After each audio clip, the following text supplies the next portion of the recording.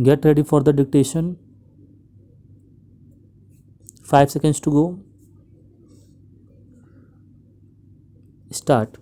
Sir, I wish to draw the attention of the government and the entire House to the uncertain future of our ordnance factories and the miserable plight of thousands of employees working in ordnance factories.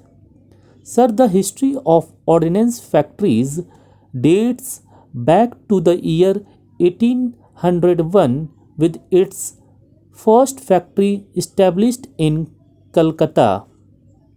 Over the years, we now have 41 ordnance factories all over the country in key states.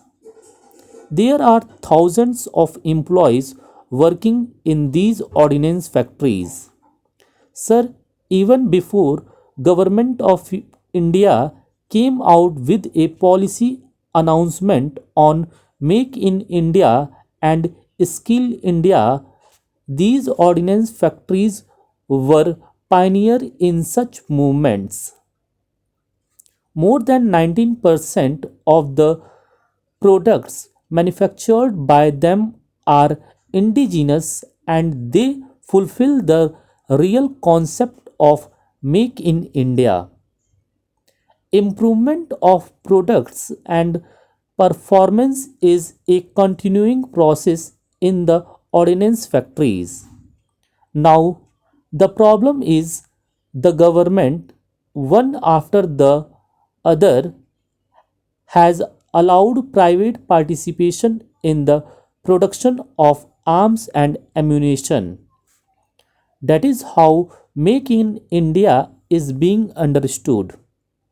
The government of India has allowed 100% private participation in the production of arms and ammunition by these ordnance factories.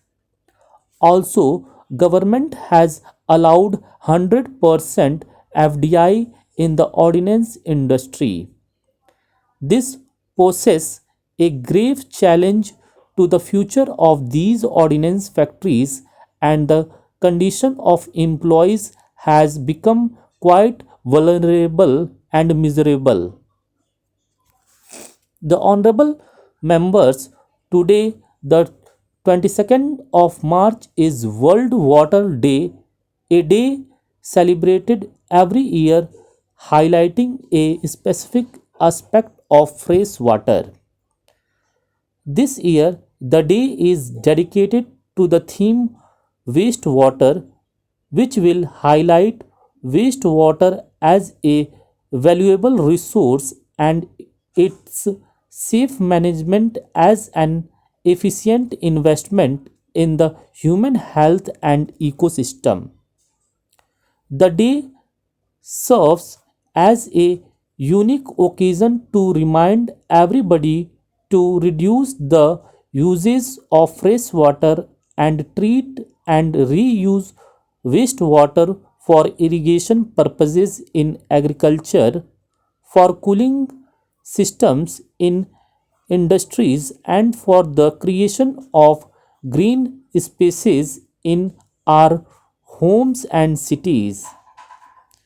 The theme is very much relevant for our country in the current scenario where climate change and burgeoning urban population is gradually depleting the groundwater tables, and indiscriminate release of effluents and untreated wastewater is polluting our freshwater resources.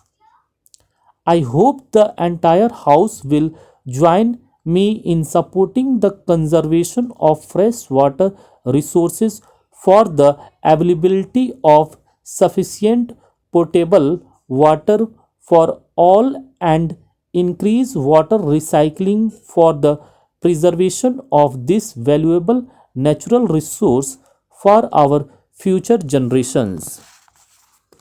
Sir, through you, I raise the issue of the demand for compensatory attempt for aggrieved Hindi and other Schedule 8 official language candidates of the civil service examination.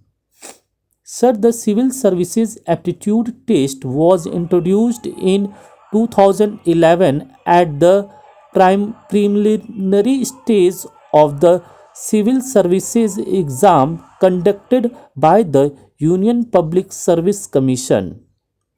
It consists of English comprehension, logical reasoning, numerical and analytical abilities.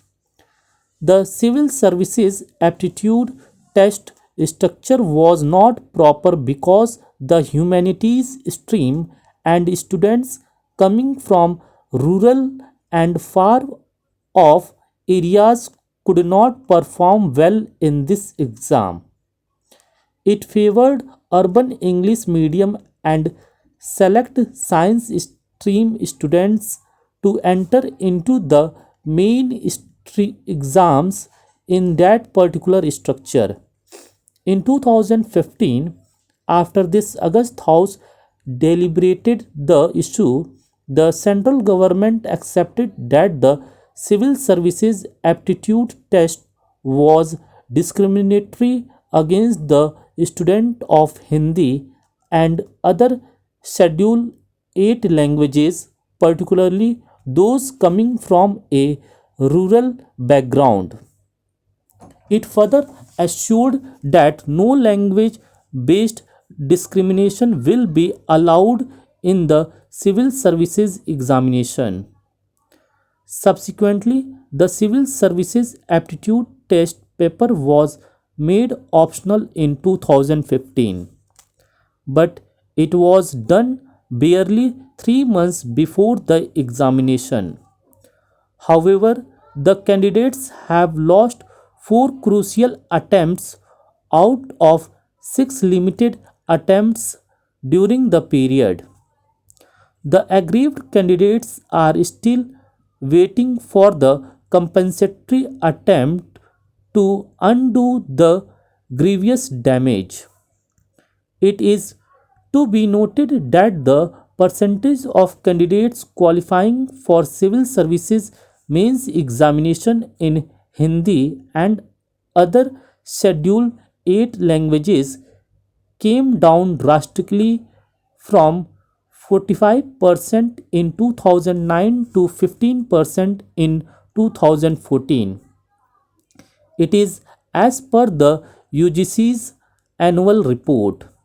Sir, along with this, the right of writing the mains examination in his or her mother tongue needs to be ensured. I also urge upon the government to look into that matter. Now, it can be written only in English and Hindi. Language in a country like ours is a very sensitive issue. In a country like ours, any attempt to straight jacket things can have disastrous results in a period when there are attempts to replace history by mythology. I want I just want to mention two incidents. The Dominion of Pakistan wanted to impose Urdu as the national language of Bengali speaking people in the place now known as Bangladesh. At that time, it was East Pakistan. The main slogan of the movement was that the Pakistani people want to snatch our mother tongue, which for generations has been spoken by our ancestors and forefathers. Stop.